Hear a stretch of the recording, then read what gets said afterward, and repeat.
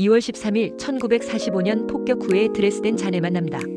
1945년 2월 13일 제2차 세계대전의 막바지. 독일 동부의 문화도시 엘베 강의 피렌체라 불리던 드레스덴은 전쟁의 마지막을 준비하고 있었습니다. 그러나 이날 드레스덴은 인류 역사상 가장 참혹한 폭격 중 하나를 경험하게 됩니다. 이 폭격은 단순한 군사작전이 아니었습니다. 전쟁의 종식을 앞두고 연합군은 왜 이곳을 목표로 삼았을까요? 전쟁이 끝나갈 무렵 드레스덴은 어떻게 불타올랐을까요?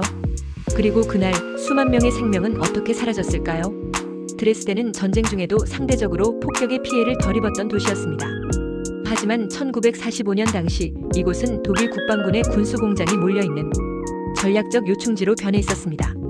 독일군 최고사령부의 보고서에 따르면 드레스덴에는 110여 개의 군수공장이 가동 중이었고 항공기 부품과 대공포, 독가스 등이 생산되고 있었습니다.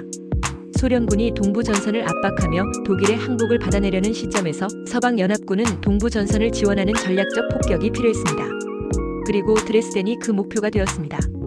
1945년 2월 13일 밤 10시 영국 공군 소속 폭격기 772대가 드레스덴 상공에 나타났습니다. 이들은 고폭탄과 함께 치명적인 소위탄을 대량 투하하기 시작했습니다. 그들은 도심을 목표로 했고 순식간에 불길이 도시를 집어삼켰습니다. 첫 번째 폭격이 끝난 직후 수많은 사람들이 거리로 나와 화재를 진압하고 부상자를 구출하기 위해 움직이고 있었습니다. 하지만 3시간 후 두 번째 폭격이 시작되었습니다. 이미 화염에 휩싸인 도시는 완전히 지옥으로 변했습니다. 폭격은 다음 날인 2월 14일 오전에도 계속되었습니다. 미군 8공군이 주간 폭격을 감행했고 그들은 도심 근처의 철도 시설과 군수공장을 목표로 삼았습니다. 그러나 기상 악화로 인해 도심에 폭탄이 떨어지는 경우가 많았습니다. 드레스덴의 거리에는 60%가 넘는 폭탄이 소위탄이었기 때문에 불길이 사방으로 번졌습니다.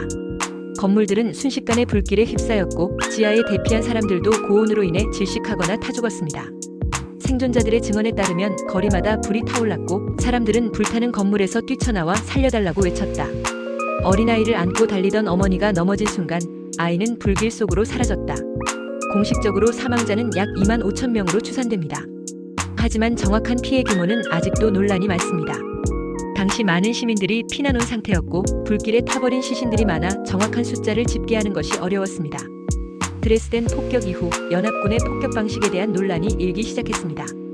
폭격의 목적이 군사시설이 아닌 민간인 거주 지역을 대상으로 했다는 점에서 전쟁 범죄라는 비판도 나왔습니다.